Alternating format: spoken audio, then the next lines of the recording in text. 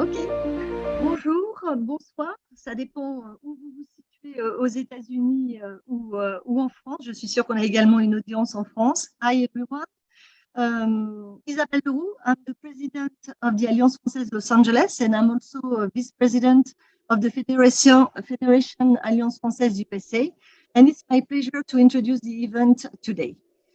It's a great pleasure to welcome Laure de Rivières, who will be interviewed by Florence Klein. But to start, I would like to tell you a few words regarding the Federation of the Alliance Française USA. You know that under the Federation, we covered about more than 100 chapters in the US, and we share the same passion for the French language and the French culture. It means that, you can see it's about 25,000 learners of French every year. So it's a lot. And we are very proud to offer, resources for our chapter, but also a cultural program, grants, and more. Regarding the next upcoming event. So still in September, we have 3 more. We have Adrienne Litz. I know that she's very popular and you are already a lot to register for this event. We also have Jacques Villeglé, who will talk about the street in Paris. And after we have the very popular chef Alain Lenôtre. And in October, we have 2 more. You know that you can find all this information on our website. That's always very useful. So afusa.org. In terms of logistics, please stay on mute during the presentation and on speaker view. That's better for you. If you have questions, you can write your question in the chat. I will check the chat. And if there are some questions that have not been covered by Florence and Laure, I will ask them for you at the end of the interview. If you have technical issue, please re-sign with the same link and we will let you enter in the Zoom. And the total, for your information, if you have any issue with that, please let us know, but the event is recording and the total time for the event will be 1 hour. Okay, so welcome Laure, welcome Florence. So Laure, I'm going to do a very short introduction because I know that Florence will present you more in details, but for me, you're not only a author, you're an artist, you're everything. And I'm very proud to welcome you, yes, for La Belle Famille. I remember talking with you, it was before the summer, absolutely, it was not already published and you were like, I don't know, I can feel.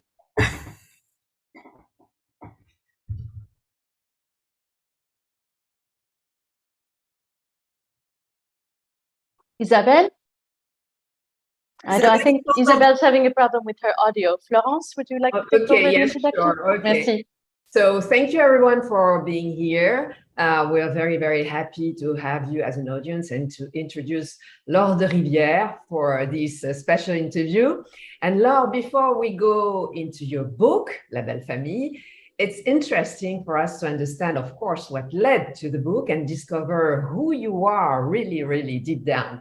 So after studying literature at the prestigious La Sorbonne, you came to New York State University, first connection with this country. You then went back to France to do a master's degree at ESCP Business School. You worked as a journalist, a screenwriter. You also are an entrepreneur as you developed your own communication agency. And now I want you to let you talk about the most important steps of your life, marriage, children, travels, and all the things you want to share with our audience. Your turn. Thank you, Isabelle, and thank you, Florence and Melissa, for having me first, because it's a real great pleasure for me. It's really late in Paris, so it's all dark behind me, and it's so much fun to see all you with different light and different time frame. This is so lovely. So before coming to LA 8 years ago, I started as a journalist when I was something like 25-year-old, right after I went around the world with my husband. At that time, it wasn't my husband, actually. It was just like my petit ami, my boyfriend. So we went around the world for a year. And then when we came back, he worked for the movie company and I worked as a journalist. And I worked as a journalist for something like 10 to 12 years. I had first 2 kids, a girl and a boy. And then because we've had the flavor and the taste of traveling so much, we said, oh, how about we go again?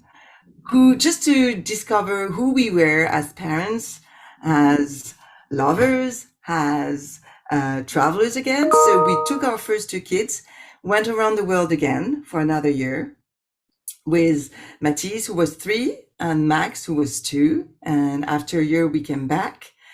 And then I had twins. I was pregnant with twins. So it was 4 kids. Wow. And I went on a little bit further on with journalism, but then it was too hard. It was pretty hectic with the planning and having 4 kids and my husband working. So I started a company who was writing content for brands. So basically anything. So you would be a shampoo company and you would need a name for your shampoo, or you would need to create the brand itself and tell a story about it. I would do it, but I would also do more interesting things for luxury brands or for les grands patrons, people working high hands in marketing or whatever. And after that, we decided to go to LA, and that was 8 years ago. Yeah, and then how did you decide to move to LA? Why? What happened? My husband was working in a movie company in the industry, as they say in LA, and he was developing a movie with American money, but the IP was French.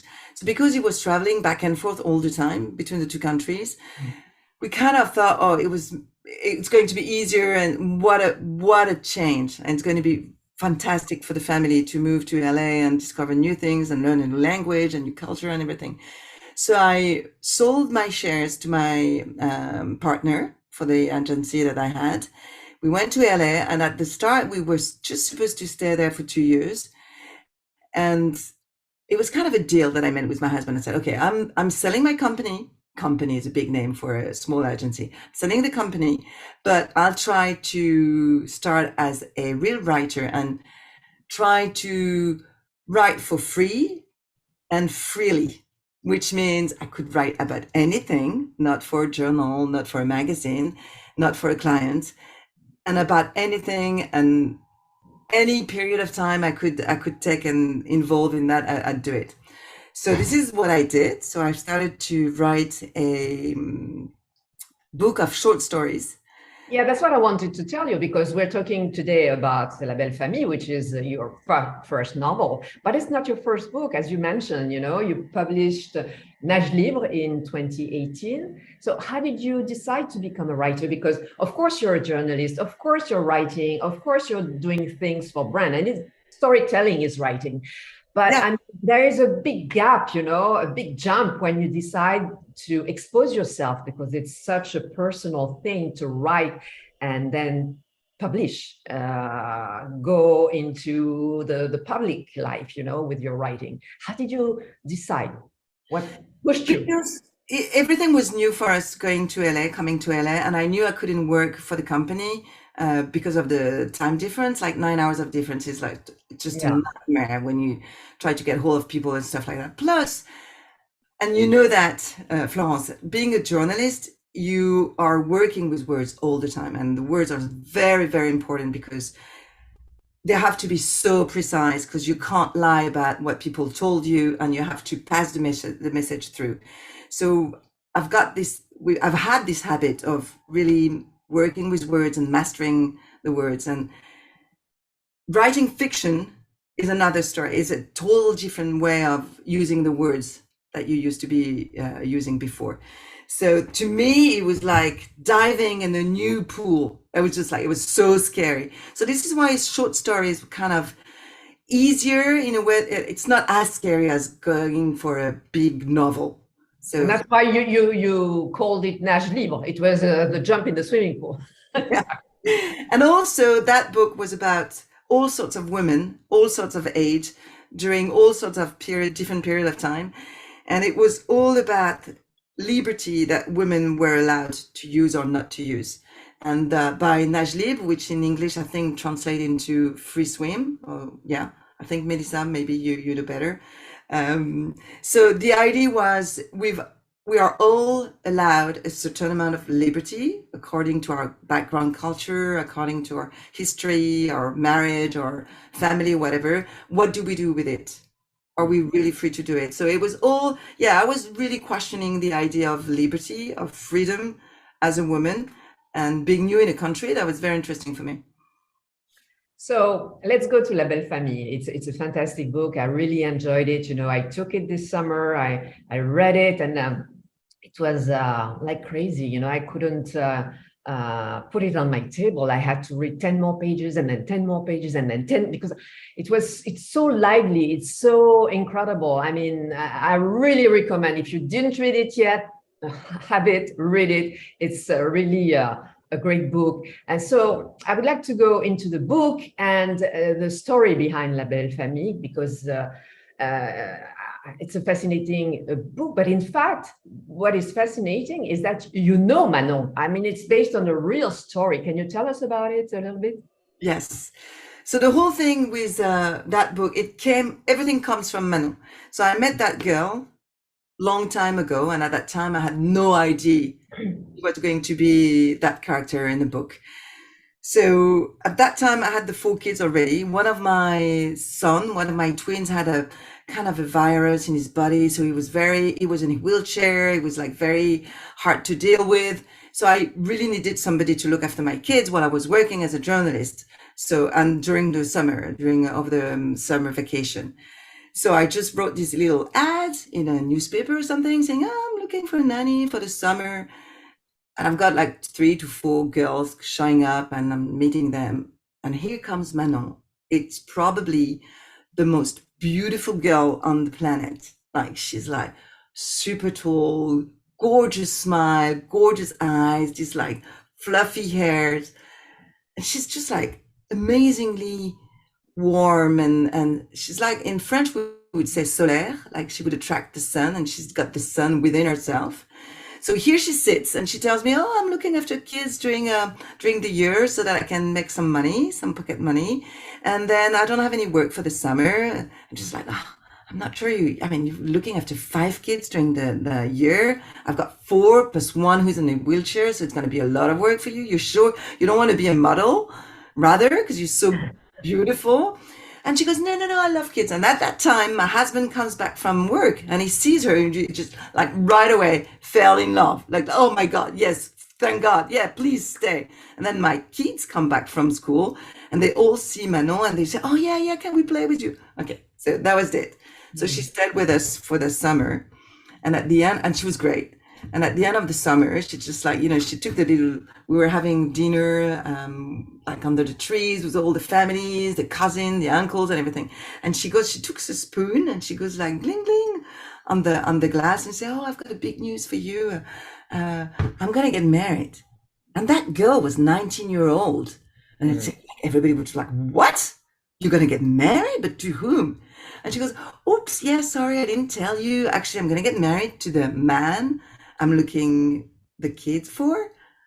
And we go, the 5 kids? So you're going to get married to the man with the 5 kids? And yeah, I was happy. And that was the beginning of the story with Manon. And then we went on with our lives, and I moved to LA, and she would phone me with some great news sometimes here and then. And I was nice. And up until the day I received the very last phone call that really, really triggered something inside me, and I said, oh my God. And we stop here because yes.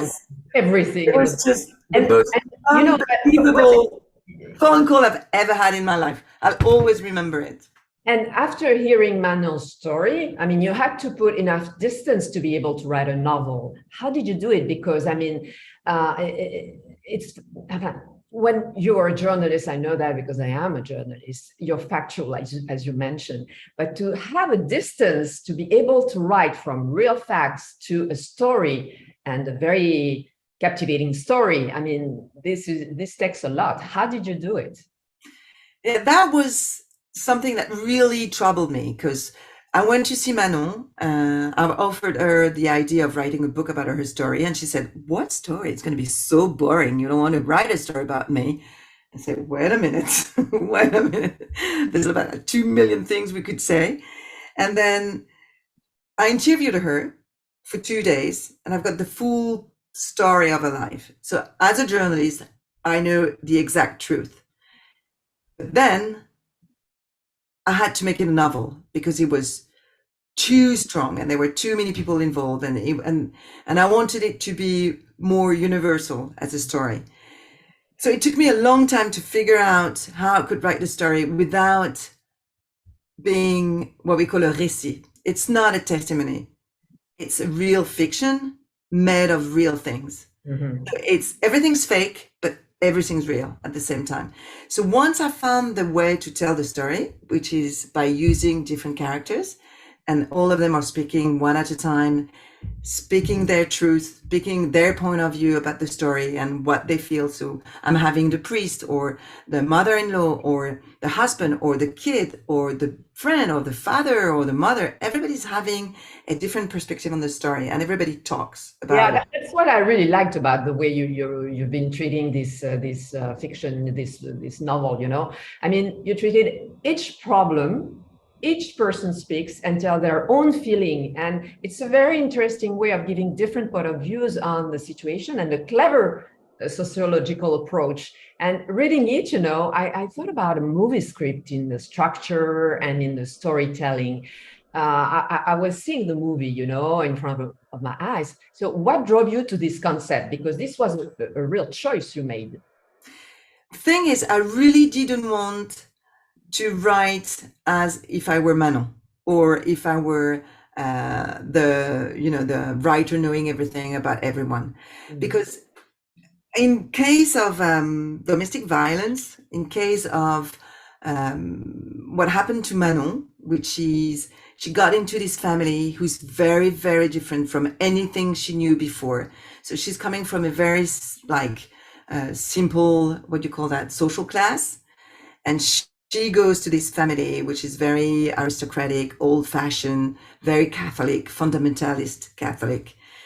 And I wanted everyone to have a voice, because in any story, there's not one truth. But by telling everybody's truth, you could have a full perspective about what was really going on. And you could make up your own mind. Who do you agree with? Mm. What would you have done? If you were that child, how would you have reacted?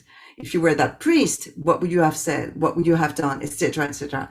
And to respond to your question about how to take a distance between for the reality and the novel, using that system was very handy, because everybody was talking. Mm-hmm. And of course, I've never talked to none of them except for Manon, and some of them that don't even exist. I just made them up, and some who exist, just I erased them. So that gave me that distance by making speak a child or a priest, or that was very as if I was writing a play. You're right. Yeah, exactly. That's why it's really like a movie. And your book is very dense. In 396 pages, you describe so many different problems of French society, like the rise of extremisms, racism, social ranks, the place of religion, feminism, and of course, mental illness. Why is this so important to you to talk about all this? Maybe a lot is true, but I think you put your ideas, you put something from you into that. Also, yeah, of course I did. Things. Yeah. Can you tell us what? Well, there's two different things. First, when I first heard the story of Manon, I was just overwhelmed with what she went through. Mm-hmm. And I thought it was some public utility to tell that story, because that girl, she could be our girls. She could be my daughter. She was super well raised in a loving family, but multicultural, because her dad is American and he's a basketball player, and her mom is French. Well, this is what I say in the book anyway. So it was very important to say that it could happen to everyone, because that's this kind of idea that to be a victim of somebody who manipulates you, you have to have a breach within yourself, to have something very fragile. and it's not always true. And we all have our fragilities, that's for sure. But you don't have to have a bigger one and then that determines you to be a victim. That is not true. Manon has nothing to do with a victim. She became a victim because that guy was just like a predator. But she, as a start, she's not a victim, and that can happen to anyone. So that was my first point, and that was very important to explain what the mechanism would be and how you could be involved in such a relationship. And then, because I live in LA and my husband is working in the industry, I mean, in this story, it was like a Hollywood movie. There was everything. Like, she's gorgeous, he's rich, he's from a very old French family with all the cliché that you could imagine. And she's Black American mixed, like she's métisse, we would say in France, in French. Gorgeous. There's a twist every single minute of her life. There's something happening all the time, and something you just can't even imagine. So it's like, she was telling me a story and she said it was going to be boring. I'm just like, oh my God, it's like the most obsessive thing I've ever heard, because it's real, because there's everything. It's as if I had a basket and everything was put in the same basket in one person. Everything happened to her. Yeah, and I would like to talk about the atmosphere. You described a little bit, but I want to get into it. The atmosphere in the family Manon is going to work with. I mean, the hypocrisy and almost sect-like life in this family in the northeast of France. Is there a message there, or it was just like to put, the sect, like a sect design? There's no message in itself. I think my main message, there's two in this book, is of course mental illness, and I guess we're going to talk about it a bit later, but it's also that in any kind of environment, when it gets too extreme, it gets dangerous. When it gets too sure of itself, it gets dangerous. So behind all the story of Manon, I hope there's a message of tolerance, of kindness, of openness, because this is exactly what this Belle Famille didn't do. They were so sure of themselves. They were so sure of their right of thinking, of belonging to the truth and everything, that there were no other way for her to just like go into the mold. And let's go into the characters now. You talked about Manon, the main character. She really, as you mentioned, represents perfection, dedication, self-sacrifice, love, but also denial. And that's very important. And that's why she accepts a lot of things. And this is very often the case with persons living with a mentally ill member in a family. Can you explain a little bit about that? The denial is, I think, not even conscious. She doesn't even know she's a victim, because it goes so slowly. At first, she's not even in love. She loves the kids.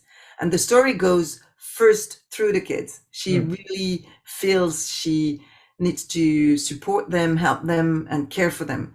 And then there's this love story going on. And she's so amazed with what they're going through, and she's so candid and kind that she's doing everything she can to help them and help him. And then the more it goes, the more she's involved in the family. And so I don't know how much I can tell about what's going on, but like the more she gets involved with the husband, well, who's going to become her husband, the less she can go back. She feels she needs to stay for the kids. And she doesn't even know she's a victim. She just like, okay, I need to endure. I need to do it because of the kids. I can do it. And I wanted her to have an American father, because I also wanted to make the opposite between the French education and the American education. Because when you say she's in denial, it's also because she really thinks people can rebound, people can change. In America, I've always heard people saying you can fail again until the day you at last succeed. And this is what she's hoping for. She's hoping that she fails again and again and again with the husband, and he's mean, but she's sure she can change him. There's something good in him. She knows it because she saw some good when they first met. So, and she's convinced that by being patient, by giving a second chance, that will happen. Love will come back, and happiness will come back, and tranquility will come back. So, and that is very American, like to really feel and trust people and give you the change to fail but succeed again. That is very American. Whereas in France, things are getting a bit quicker. Oh, yeah. No, I hate you, you hate me, whatever, bam, I'm going to do something else. And the story's over very fast. Failure is not an option in France, definitely. And maybe that's why, you know, when we see Thierry, the husband, maybe that explains also the silence around his personality and his problems. I mean, we see right from the start that he has a very complex personality. He's trying to live up to his family's expectations, traditions, and hopes. And in fact, he blames all his failures upon others. And what you're showing through this person is, you know, maybe the lack of detection, prevention at every level. It could be family, it could be school, it could be the army, because apparently, you know, and nobody detected or wanted to show the problem. And I'm talking about the problem, it's mental illness, which is very obvious.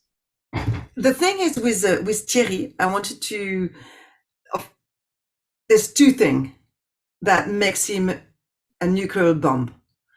First, he's coming from this old-fashioned family where you are stuck with your morality, with old way of thinking that haven't moved, haven't changed in like centuries. And those kind of people are absolutely certain they know right. They know better than you do. So that is very specific to a very, like, to this French aristocracy. And then there's this mental illness. If Thierry would have been born in another family, in another country, or in another milieu social, maybe somebody would have cared for him. Maybe he would have seen a doctor. Maybe it would have been recognized that he was sick.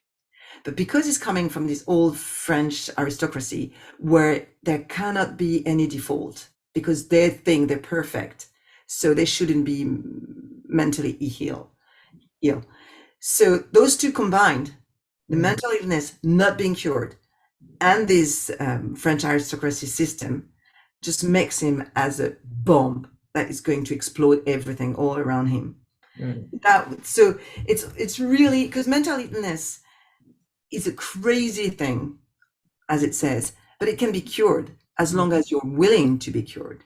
Because his family never recognized himself as somebody who needed to see a psychiatrist or who needed a therapist, then he went to piling into problems. Yeah, it's more than that, I think. I think they recognize, or maybe they know, but I mean, it's not proper to show or accept it because, you know, as you said, they cannot be wrong. So it goes even beyond that, I think.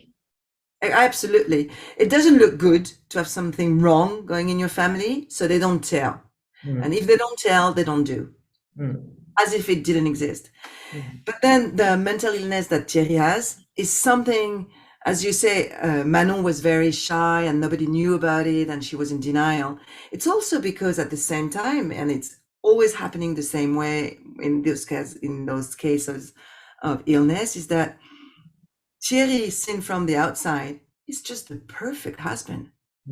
He's handsome, he's good looking, he's super good at what he's doing at his job, he's a good dad, he's funny, he's the godfather of what million kids, he's perfect.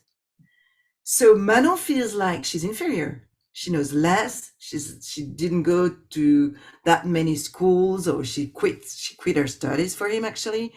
So the more it goes, the more she feels inferior to him. And the more it goes, he takes over her. And this is how it builds. And from the outside, if she would have complained, she would have been the issue. Oh, come on, how could you complain? He's just the perfect one. You should be happy. Plus, he's rich. So what do you complain about? I mean, you're just a nobody marrying, you just like, it was a fairy tale.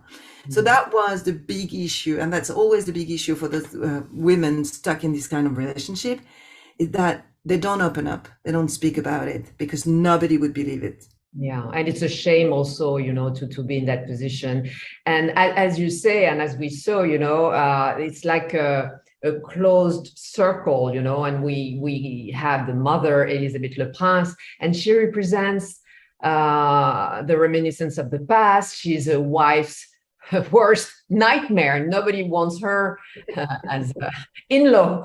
And we can see that, for example, in her opinion about her son's first wife, and yes, she's brilliant, but too brilliant for a woman and for her son. And also the condescending tone she has towards Manon, for example, when she goes to the castle and have dinner with them. And she has this funny sentence, of like, she says, oh, one has to adapt to modern times where employees dine at the same table. And it's like, wow, are we in Downton Abbey or something like that, Yeah, that's exactly it. I mean, she's insane. Just to go back to La Belle Famille, in French, there's a double meaning. It says the pretty family, the nice family, and it also says the in-laws. Because the story starts as Manon wants to build a nice family, and she has a nice family. She has 5 kids, just like coming from heaven, and a gorgeous husband, and it's a gorgeous family. Everybody looks down on them and like envy them, and it's perfect. And the more it goes, the more it's about the in-laws, because they are like predators and they put all their input and darkness into her.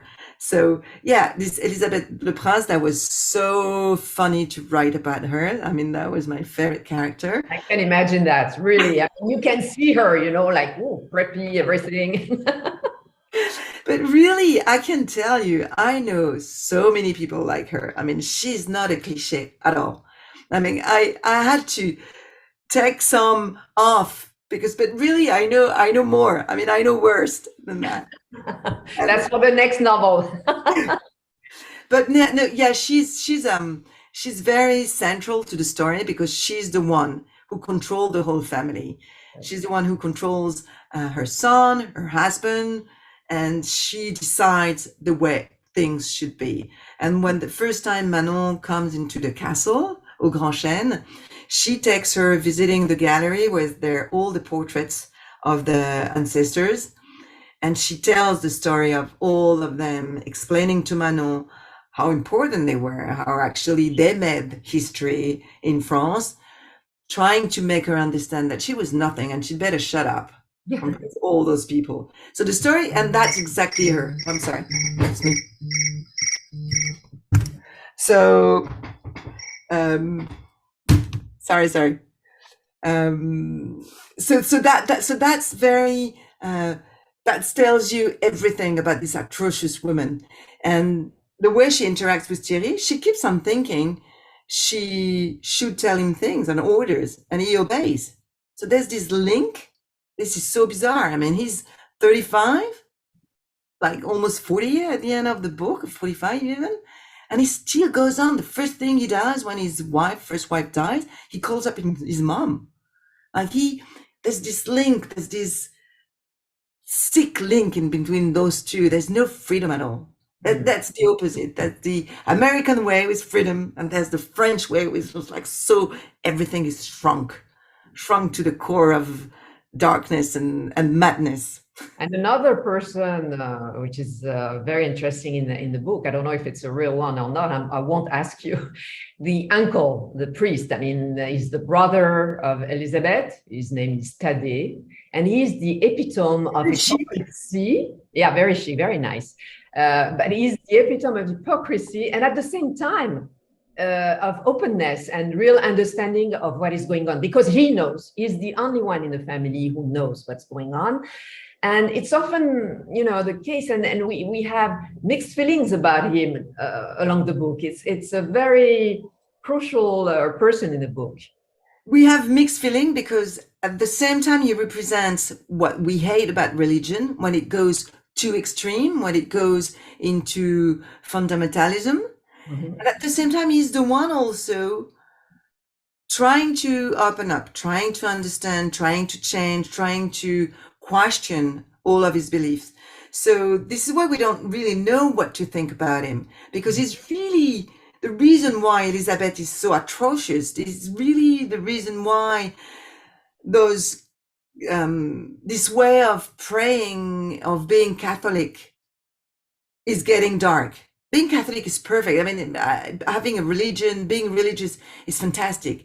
Being a fundamentalist with such a nerve to put orders on people is more of a question. And I wanted to show that.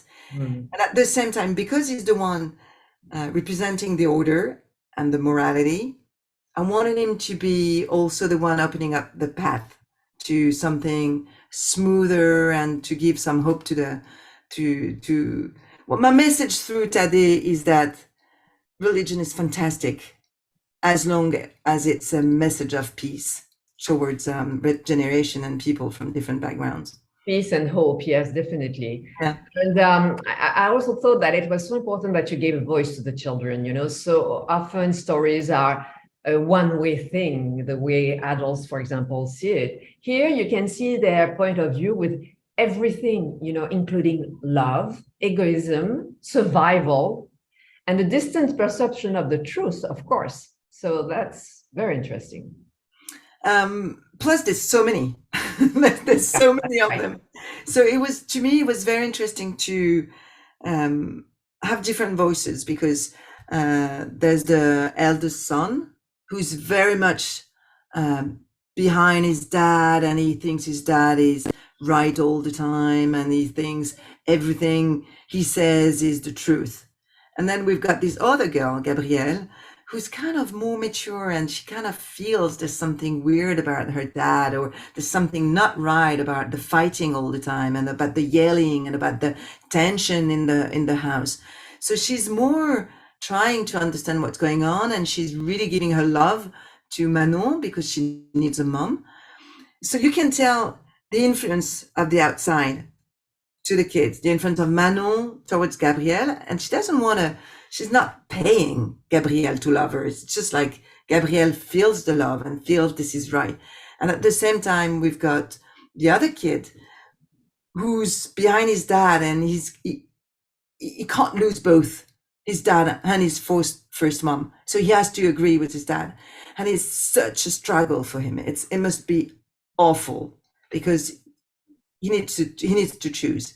Plus he's a boy, you know, so in that atmosphere, being the boy and the hair, yeah, in a way, it's very important to bear everything on your shoulders. I mean, yeah, and you're right. I mean, this is very important. You're the first son of this kind of family, so that's very.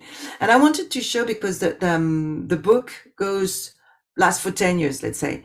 So we start with Manon being 18-year-old, and we finish when she's 28, 30. So the language and the maturity of all the characters evolve. Mm-hmm. So we start with Gabrielle being a very little girl, and at the end of the book, she's over 18 and she's an adult, and she can choose her life. Same with the other two who speaks. And that was, in a way of writing, that was very interesting, because you adapt the writing to the maturity and to the age of the characters speaking, and you can see the evolution, you can see the trauma building up, you can see the gap in between who they were as a kid and who they became as a young adult. Mm-hmm. So this is why I wanted the kids to have a voice first, and the reason also I wanted everybody to speak is I didn't want to put any judgment. I wanted you guys to judge by yourself and see how things could evolve, and for quite a long period of time, and to be afraid of what could happen, because you never know what's going to happen. See what happened to the first wife. I mean, we don't really know what happens, or maybe you do. Everybody has a different opinion.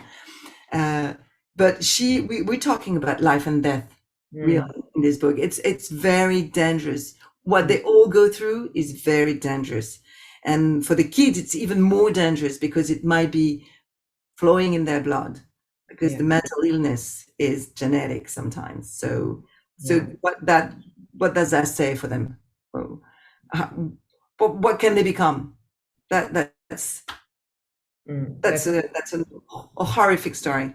That's that question. And you mentioned a little bit earlier, you know, the subtle comparison you make between the French and American upbringings. So you've been faced with both, with your children being in Los Angeles and in Paris, I mean, in France. So, I mean, what came out of that, you know? That was a super kind of un clin d'œil that was very useful actually, to have Manon's father being Black American and married to a French woman, and to make the contrast very strong with the French education. And it's true that for me, as I see it, and that's one of the reasons why we left France for a while, is that the way we raise our children is so uptight.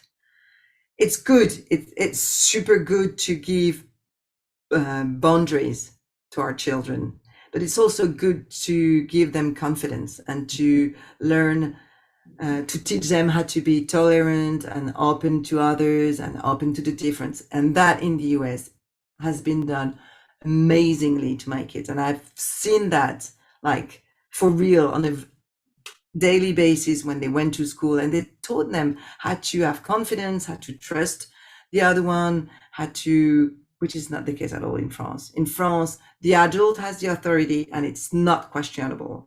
The teacher, the parents, it's just the way it is. When you grow up, you'll understand. When you grow up, you will have a word to say. And by having this American education in the background, that explains Manon a lot.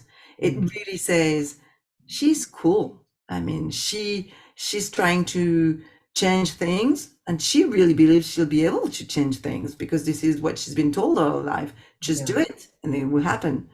Except that like she's fighting a wall which is very, very too high for her, too high for anybody. Yeah. And to end up on this interview, Laure, so what is next for you? What are your projects after the great success of this novel? Tell us. There's some talks about what we could do with the books for the movie scene, probably. We don't know. It's just like talks. Maybe nothing will happen, but we hope it's going to happen.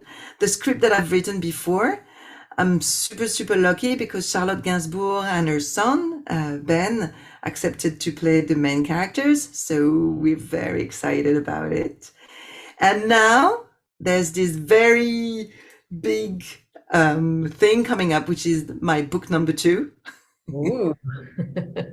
And I'm super scared now because La Belle Famille is doing so well. So now I'm just like scared of my own book. I'm thinking, oh my God, what's going to happen next? I don't know. So great things coming up, Emma. Thank you so much, Laure. It was a very lively, interesting, and we learned a lot of things through you, but we learned a lot of things through the book. So as I said at the beginning, read the book if you didn't read it. I mean, you're going to devour it and like it, and you learn so many things, and it's so human at the same time. Thank you for accepting this interview. And I think we have maybe questions, Isabelle, from the audience. Yes, no, not that much, and you cover all of them. So thank you so much. Maybe I have one for you, Laure, because we are representing Alliance Française USA. Maybe a translation of your book in English. I've got a meeting with Flammarion, who's the publisher, tomorrow, and I think we're going to discuss the question. I'm not sure how it works, and so I'll let you know. I hope I'd love it to be in English. That'd be so great. Okay, thank you so much. Thank you, Florent. Thank you, Laure. Thank you, everybody. And again, we have more to come on September 10 with Adrian Litz. So register on our website, afusa.org, and after we will have the Street of Paris and Chef Alain Lenôtre. So thank you so much. Thank you, everybody. It was a pleasure to have you. Merci beaucoup. C'était super. Merci. Merci.